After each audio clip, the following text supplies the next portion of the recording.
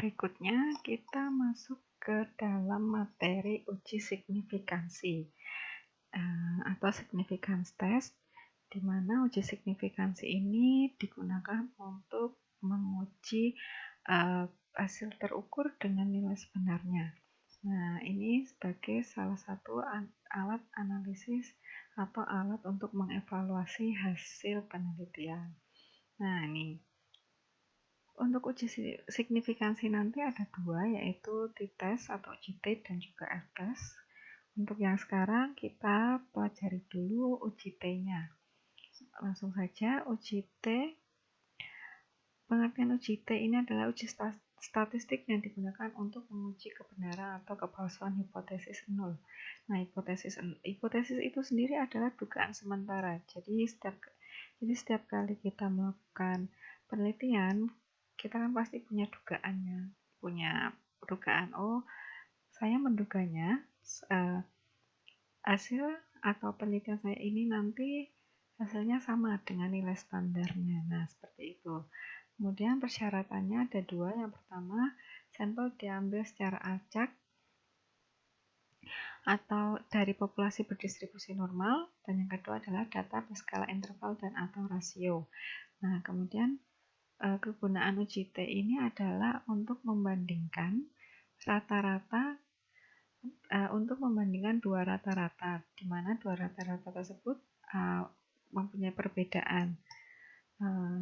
Jadi, apakah nanti rata-rata satu dengan rata-rata yang kedua ini berbeda secara signifikan?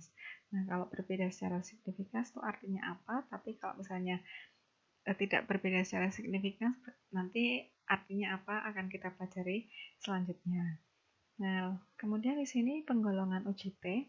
Uji T digolongkan menjadi dua, yaitu satu sampel dan dua sampel. Kalau satu sampel itu kita membandingkan atau kita menguji nilai terukur yang akan dibandingkan dengan nilai standarnya. Sedangkan kalau untuk yang dua sampel itu nanti dibagi dua lagi. Yang pertama ada uji T berhubungan atau dependen dan uji T yang terpisah atau independen. Nah, bedanya apa antara berhubungan dan terpisah ini? Bedanya adalah kalau uji T berhubungan atau dependen ini satu sampel nanti bisa diuji dengan dua metode. Nah, jadi kita bandingkan, metode yang ini menghasilkan hasil sekian, sedangkan metode yang kedua hasilnya sekian. Apakah nanti perbedaannya nyata? Maksudnya perbedaannya signifikan itu perbedaannya kayak jauh ya, perbedaannya jauh atau tidak. Nah, atau bisa juga dua sampel diperlakukan dengan satu metode. Nah, sedangkan untuk yang terpisah ini jelas ya, sampel yang diuji itu ada dua dan metodenya juga ada dua, jadi sama-sama beda gitu. Sama, nanti yang dilihat adalah rata-ratanya. Kita melihat dari rata-ratanya apakah kedua sampel itu rata-ratanya berbeda secara signifikan atau tidak. Nah, sebelum kita masuk ke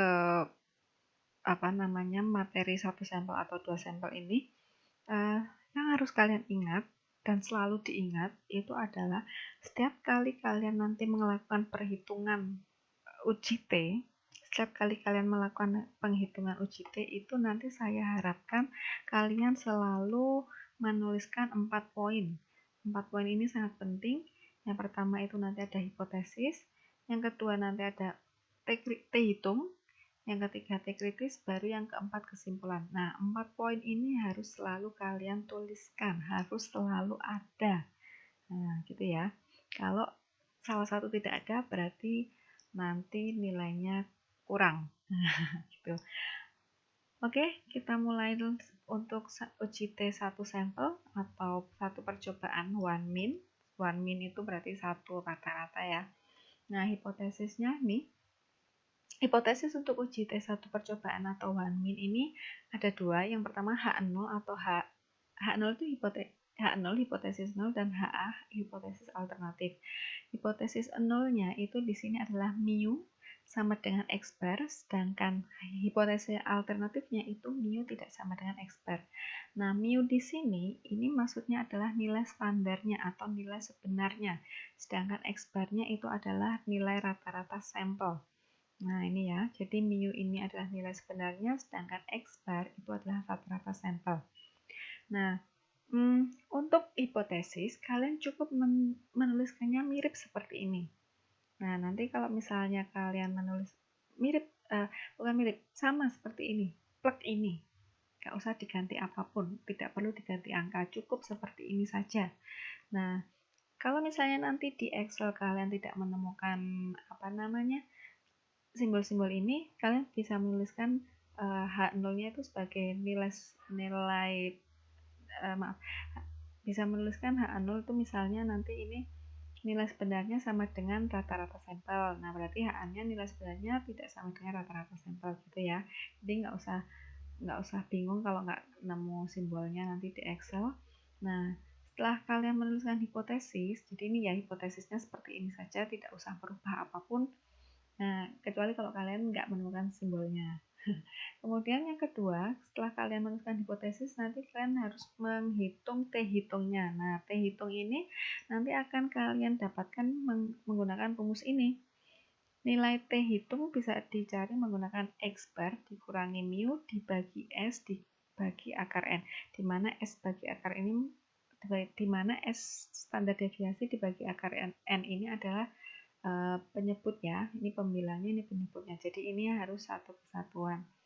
Nah, kemudian ini di sini juga sudah diterangkan kalau T ini adalah koefisien T atau nilai T hitungnya, kemudian X bar ini adalah rata-rata sampel, mu ini mean sampel atau nilai sebenarnya. Jadi kan sebelumnya sudah saya katakan ya kalau rata-rata populasi itu bisa juga disebut nilai sebenarnya. Kemudian S itu untuk standar deviasi sampel dan N itu banyaknya sampel. Nah, kemudian kalau sudah ketemu nilai T-nya, itu kalian mencari nilai T kritis. Kalau tadi T hitung ya, kemudian yang sekarang nilai T kritis. T kritisnya itu nanti kalian menggunakan fungsi TINV probability degree of freedom. Nah, ini seperti yang kemarin waktu kalian melakukan perhitungan untuk batas kepercayaan rata-rata sampel sedikit. Nah, ini TINV ya, probability degree of freedom, di mana probability-nya ini nanti 100% dikurangi confidence level. Masih ingat ya, jadi confidence level itu nanti ada 95, 99, 99,7. Jadi probability-nya ini hasilnya misalnya kalian pakai confidence level 95, berarti nanti ini probability-nya bisa 5% atau kalian bisa menuliskannya 0,05. Kemudian untuk degree of freedom-nya atau derajat kebebasannya kita menggunakan N-1 atau banyaknya data dikurangi 1. Nah, kemudian ini yang terakhir adalah kesimpulan. Kesimpulannya nanti kalian bisa menuliskan ini. Kalian sebelum jadi untuk kesimpulan kalian lihat nilai T dan nilai kritis. Nilai T hitung dan nilai kritisnya mana yang lebih kecil? Jika nilai T-nya lebih kecil, berarti jika nilai T hitungnya lebih kecil dari T kritis, maka H0-nya diterima. Artinya apa? Nah, itu artinya kalian untuk artinya kalian juga harus menuliskan ya. Nah, nanti akan saya berikan contohnya. Nah, misal ini. Oh ya, satu lagi yang harus kalian ingat, untuk nilai T hitung itu dia selalu bernilai positif. Ini tanda ini maksudnya tanda mutlak ya. Jadi nilai T hitung itu selalu bernilai positif. Nah, kemudian ini ada contoh soal setelah ini. Contoh soalnya ini. Nah, ini metode baru untuk menentukan selenoria di dalam air diperoleh konsentrasi 50,4, 50,7, 49,1, 49,6, 51,1 nanogram per mili. Apabila nilai sebenarnya selenora adalah 50 nanogram per mili, apakah terdapat bukti adanya kesalahan sistemik pada metode baru dengan batas kepercayaan 95%? Nah, ini. Saya akan mencontohkan untuk mengerjakan satu soal ini ya. Jadi, silahkan nanti kalian langsung mengerjakan saja di Excel. Kalau bisa sih, soalnya juga ini dituliskan, maksudnya dituliskan nih angka-angkanya ini. Jadi ini kan ada 50,4, 50,7, saya copy dulu ya. Saya copy, kemudian ada ini. Nah, ini. Oke ya. copy dulu supaya nah ini saya copy di sini dulu.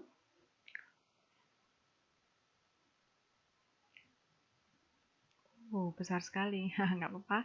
Jadi ini contohnya. Jadi kalian harus menuliskan 4 poin. Ini adalah hipotesis, T hitung, T kritis, dan kesimpulan. Jadi hipotesisnya silakan dituliskan seperti ini. Seperti ini saja, nggak usah mengganti apapun.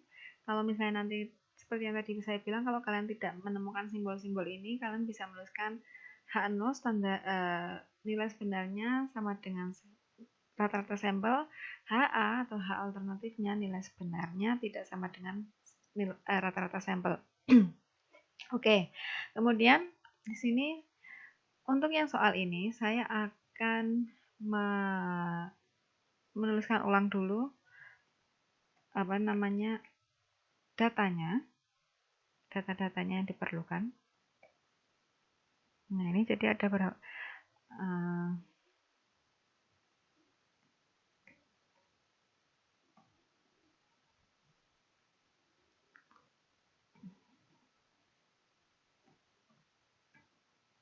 Nah ini ada 5 data ya. Ada 5 data, kemudian nilai mu-nya adalah 50. Saya tuliskan di sini 50 untuk mu-nya atau nilai sebenarnya. Nah, ini kan sudah ada ya tulisannya, sudah ditulis ini. Apabila nilai sebenarnya selenolura adalah 50 nanogram per mili. Nah, ini sudah dikatakan di sini nilai sebenarnya adalah 50. Jadi kalian sudah tahu nilai sebenarnya. Kemudian kalau sudah melakukan hipotesis, kita cari T hitungnya. Rumusnya apa tadi? Rumusnya adalah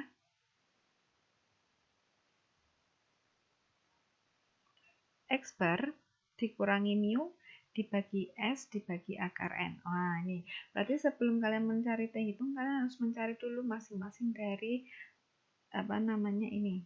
Nilai X barnya berapa, S-nya berapa, dan N-nya berapa. Masing-masing faktor ini harus dicari dulu berapa nilainya. Karena kalau mu kan sudah diketahui ya tadi. Oke, kita mulai dengan mencari nilai rata-ratanya. Jadi rata-ratanya masih ingat ya, pakainya apa? Average. Oke, average, kemudian kita plot datanya.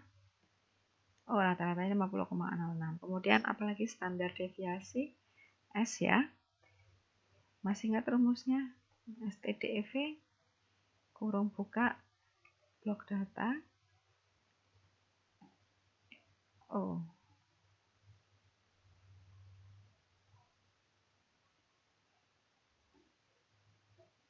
sebentar.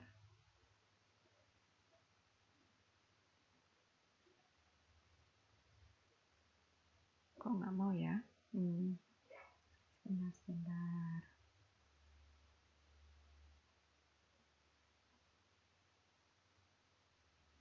Oh, ini yang salah. Kelebihan huruf ternyata. Oke. 1. Ini silahkan kalian jadikan 4 angka di belakang koma ya. Jangan lupa di-increase desimalnya. Nah, seperti ini. Ini juga bisa di-increase kalau mau. Nah, seperti ini. Kemudian N. Banyaknya data kemarin kan bisa menggunakan count ya. COUNT. Oke. Datanya 5. Oke. Kalau sudah bisa kita masukkan ke dalam T hitungnya sama dengan apa tadi? X bar ya.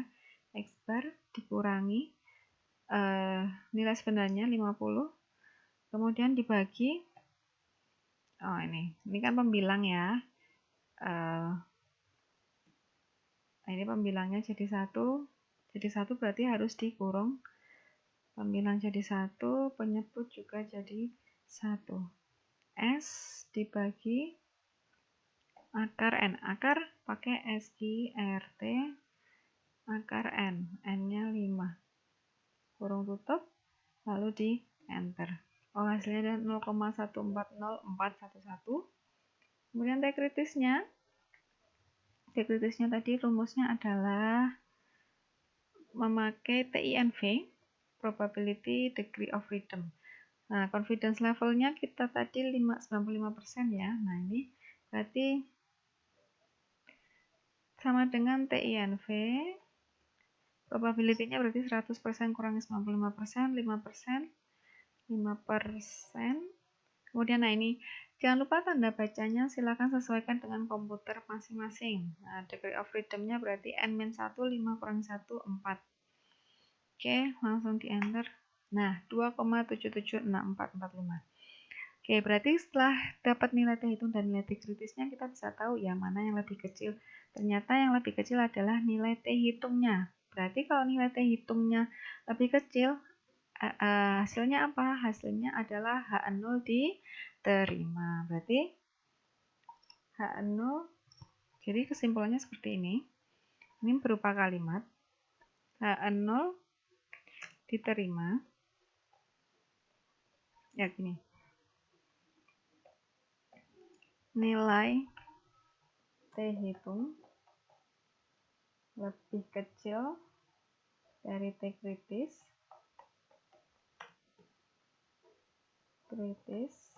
sehingga H0 diterima.